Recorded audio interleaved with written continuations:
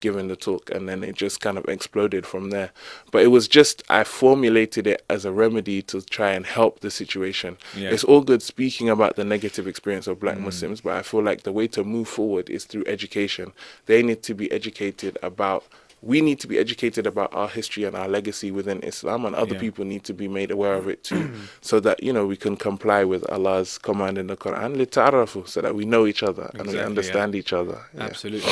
So you mentioned that personally for you, you haven't had a problem per se. You know, you felt kind of accepted, but so Okay, I have Yeah. had problems Yeah, before. okay. So, like, I remember, for example, you know, just the typical thing of like going to the masjid and then someone, oh, excuse me, brother, are you new to Islam? Da, da, Right, da, right, right. that. I see. Or Yeah, yeah. going to, like, I remember I was in a bookstore in Edgware Road. It was Yeah. like an Arab bookstore. Okay. And I love books. Anyone that knows me knows, like, books, money, and food. Like, that's my thing.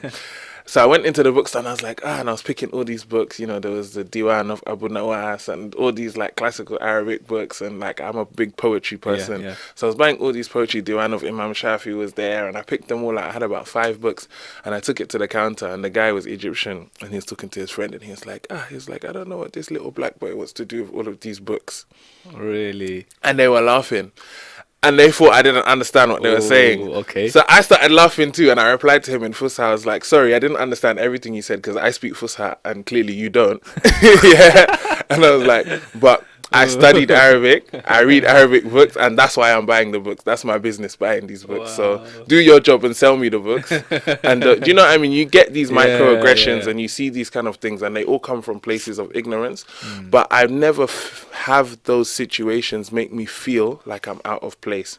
And that's because I understand my history and my legacy as a black man Right. within Islam. You're grounded. Yeah, within but I that. feel like for a lot of people, we don't have that, see. especially in the UK, because the knowledge that we're given doesn't include our narrative or our history within the mainstream teaching and of Islam. And so for a lot of people, they do feel alienated. They do feel, and it goes at one of two ways. I see that with a lot of, especially black converts to Islam.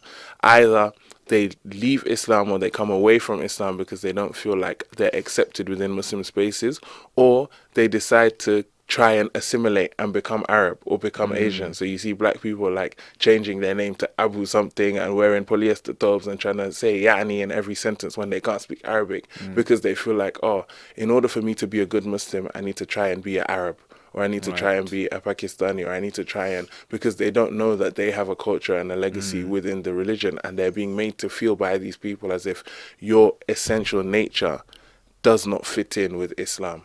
And I've discussed that on the Baraka Boys podcast. We had an episode, I think it has like nearly 100,000 views now, about racism. And it was calling out, there was a particular da'i that said some racist statements.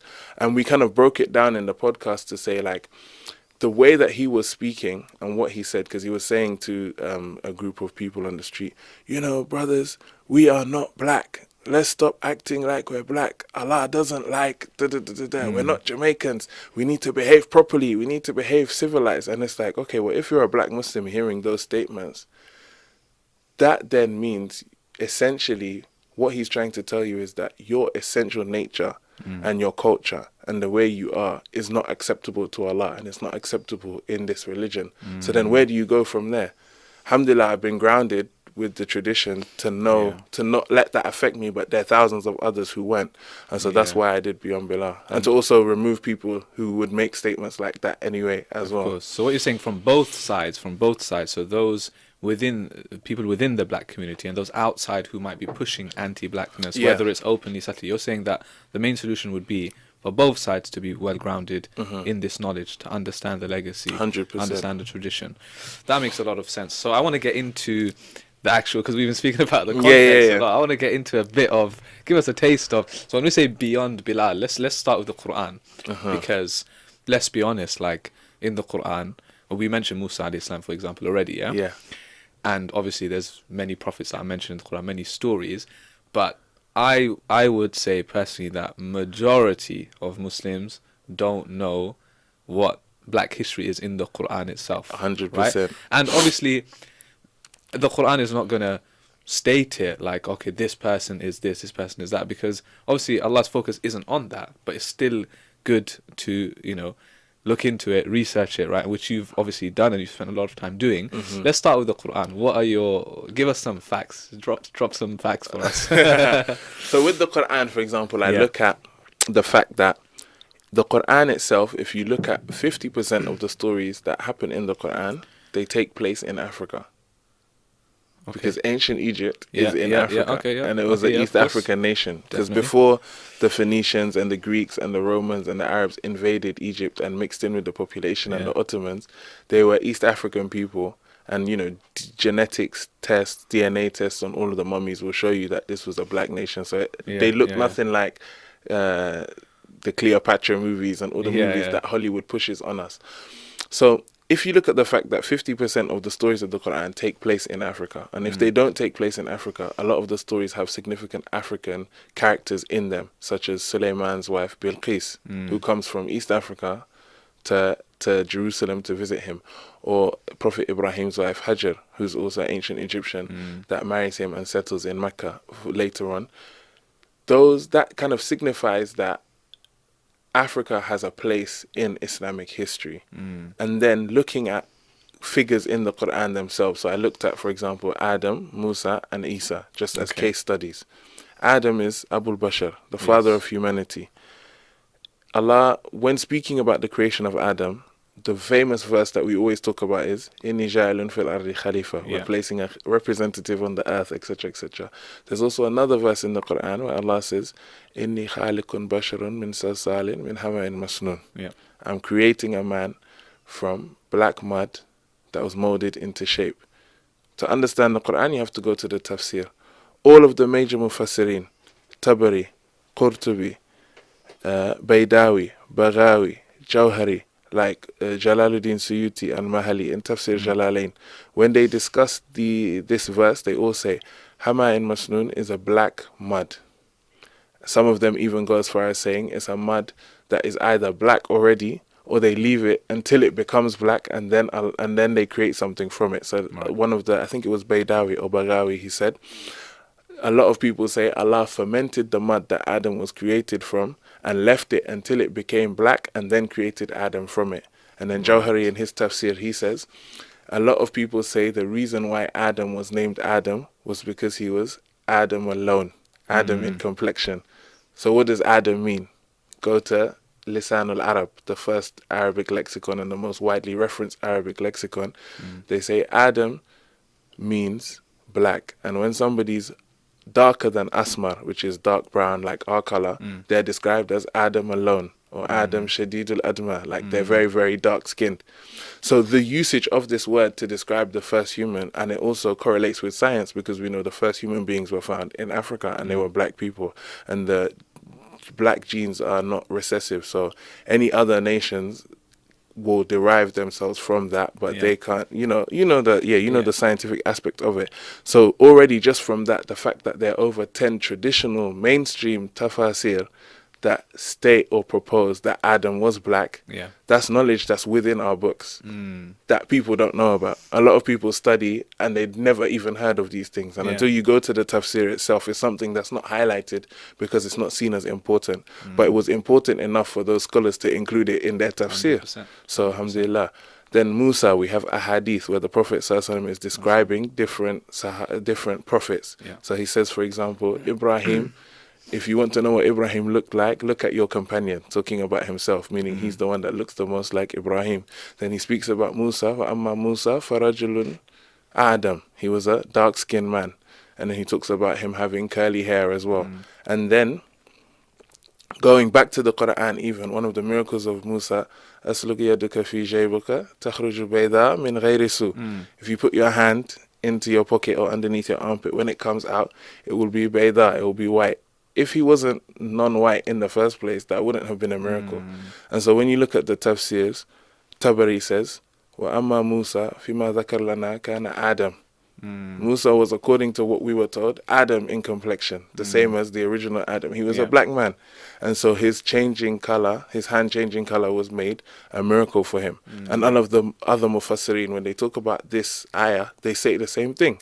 And then they quote some of them, the hadith of the Prophet ﷺ talking about him to confirm this. Isa, same thing. So there's different ahadith. Some say he's ahmar, light skinned. Some of them say he's Adam. But Ibn Umar, the son of Umar bin al-Khattab, says, Wallahi. And you know, when they said Wallahi, it meant something. Serious, yeah. He said, Wallahi, the Prophet ﷺ never said he was Ahmar. But he said that I had a vision of 3 men doing tawaf of the Kaaba. The man in the middle was Adam. He was dark-skinned with long curly hair. And when I asked who he was, I was told that he was Isa ibn Maryam. So those are the father of humanity, the father of the Judaic tradition, the father of the Christian tradition. Well, not the direct father, but the main figures of all of these traditions. Yeah. All described as black men by the Quran itself, or by the Sahaba, by the Prophet ﷺ, or by the Sunnah. And even if you look at Umar bin al-Khattab as well, because I go into, from the Quran, I go into black Sahaba beyond Bilal. So we've all watched the Umar series. Umar series looks, if you look at it, Umar looks like, you know, what your stereotypical light-skinned Arab person would look like. But when you go into the books, you realize that his grandfather, Nufail bin Abdul Uzza, was half Ethiopian and half Arab. Wow. And then he had his son, Al-Khattab, with an Ethiopian woman. So Umar bin Al-Khattab's father, Al-Khattab bin Nufail bin Abdul Uzza, was 3/4 Ethiopian and 1/4 Arab. So the way Omar looks in the NBC series is probably not how he looked in real life. And you have similar narrations with Ali ibn Abi Talib. He's described as Adam, Shadidul Adma as well. He's described as dark skin, and others. And then I speak about black Sahaba that are not mentioned aside from Bilal. So there are other Habashis there aside from Bilal. Yeah. The Sahaba that spent the most time with the Prophet ﷺ from the day he was born until the day he passed away, Ayman, who he referred to as his mother, Ummi Ba'da Ummi, my mother after my mother, who raised him as her own child from the age of 6 when he was in the house of his uncle and his grandfather, was an Ethiopian woman. Bilal's mother, who was a princess, Hamama, was also there as a Sahaba. Salim, one of the freed slaves of Abu Hudayfa, he was one of the Quran teachers for the Sahaba, and he used to lead the Sahaba in Salah, in military expeditions. Sumayya, the first martyr, and there's a list of about, I think, 30 Sahaba that I mentioned that were black Sahaba that were there in the time of the Prophet ﷺ that nobody really speaks about. And even the fact that the first openly practicing Muslim community wasn't established in Mecca or Medina, but was established in Africa, in Ethiopia, under Najashi. That was the first time Muslims were allowed to practice Islam openly and freely. And at that time, Mecca didn't accept Islam, and Medina didn't even exist. But on the shores of Africa, we had a Muslim community. So the story of Islam as we know it today starts in Africa even. So all of that, I kind of wrap it in the first half of the presentation. And then the rest of it goes into the history of Islam in West Africa, because most black Muslims are West African descent in the Americas and in Africa. And we have nations such as, for example, Nigeria has nearly 100 million Muslims, more than the whole of the Arabian Peninsula. And that's just one country from Africa's 54 countries, or, well, the numbers always change, but yeah, 50-something nations in Africa. Just one of them has more Muslims than the whole of the Arabian Peninsula combined. And I talk about how Islam entered there, because when black people go to masjids, or when black people enter certain spaces, people assume they recently come into Islam. When we have reports from northeast Nigeria that they accepted Islam from emissaries sent by Omar bin Abdul Aziz. That's in the 8th century. We have on the other side Ghana and Takrur, which were the main empires in West Africa before colonization 1,000 years ago, in what is now Senegal and Mali. They were the first Muslim nations in West Africa. They officially accepted Islam, the kings of those nations, 1,000 years ago. And already before they accepted Islam, we have reports of scholars from the south of Spain coming in saying that we met the king of Ghana. He wasn't Muslim, but the minister of the economy was. A lot of the ministers in his parliament were. And there was already in his capital city 12 masjids at the time when the king wasn't even Muslim. And the king converted to Islam 1,000 years ago. So that means it has over 1,000-year history within that region, which is something that a lot of people don't know or don't talk about. So when you see a West African Muslim, don't assume that they just recently came into the deen. A lot of them are descended from scholars who have been Muslim for over 1,000 years. And even the most, and I'm talking a lot, but I'll end it on this point. Even the most famous slave narrative that we know in the West is the story of Roots. Kunta Kinte. Anyone that doesn't know Roots, Roots was like, it was released in the 60s, and it was about this slave from Gambia called Kunta Kinte who was taken to America, etc. Kunta Kinte was Muslim. And what was interesting is that if you read the book Roots, Alex Haley, who's the descendant of Kunta Kinte, narrates that Kunta Kinte's grandfather was Kairaba Kunta Kinte. He came from Mauritania. He was a scholar from Mauritania. And he was named after his grandfather's tribe, the Kunta. The Kunta tribe were one of the oldest tribes in West Africa, and they're the descendants of Uqba bin Nafi, who was a Sahaba who conquered Africa with his uncle Amr bin As. So Amr bin As conquered Egypt and settled in Fustat, which grew into Cairo. His nephew Uqba bin Nafi went on into Tunisia and established a place called Karawan, and that became a center for learning in Africa. And from there, the Maliki Madhab, etc., spread throughout.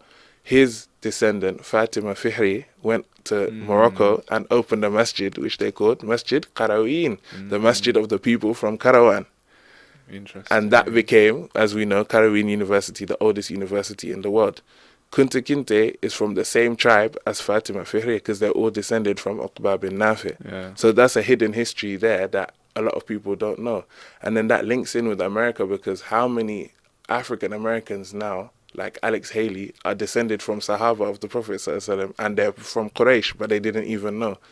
All of that kind of links in. And then I end the presentation after speaking about the history of Islam in West Africa, focusing specifically on female scholarship within the West African tradition, because we have a long tradition in West Africa of female scholars, hafizas, teachers, and it's not an ancient tradition, it's something that still exists today. So I speak about figures like Nana Asma or Danfodio, who was the daughter of Usman Danfodio, who founded one of the West African khilafas, the Sokoto Khilafah, that still exists till today in Nigeria. She was a scholar. Her father was one of the first people to issue a fatwa against female genital mutilation. He fought for female education, etc., in the Hausa society at the time. And so his daughter was a scholar, a teacher. She was a member of her father and her brother's government. And she had an all-female movement called Yantaru that used to go around opening schools and teaching women, and she used to write in 3 different languages. And I talk about the daughters of Sheikh Ahmad Bamba, like Sheikh Muslimatu and Sheikh Maimuna, who, like Maimuna, for example, Sheikh Maimuna Mbake hand-wrote 20 Qur'ans from memory and gave them to her father as gifts. And then I talk about the daughters of Sheikh Ibrahim Niass as well, who are West Africa's biggest female Muslim scholars to date.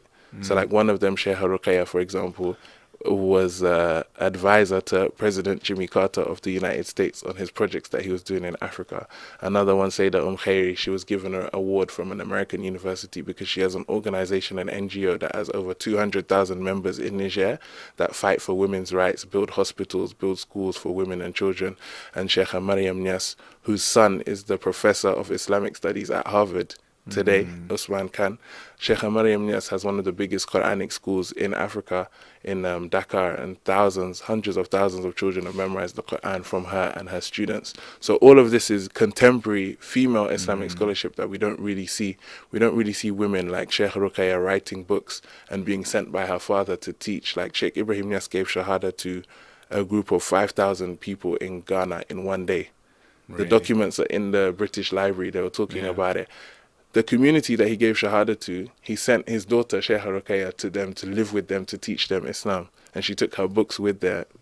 And so I have pictures in the presentation of her with her male students who had memorized the Quran from her and are studying fiqh and all of the Islamic sciences from her. And, you know, this is a narrative that we don't really see, especially with the Muslim world and all of the stick that we're given with how Muslims treat women. You don't really see female scholars or hear about female scholars, let alone seeing female scholars establishing not just religious movements but social movements and becoming major political figures and social figures in their community solely based on their deen. It's not through feminism that forces them to abandon their religion, but they're empowered through their religion and through actual correct implementation of their religion to become major figures in their society and change makers. Wow. I think, by the way, that's the longest time I've been silent on a on a podcast. Yeah, you have to chop that up. I've been listening to you. Yeah.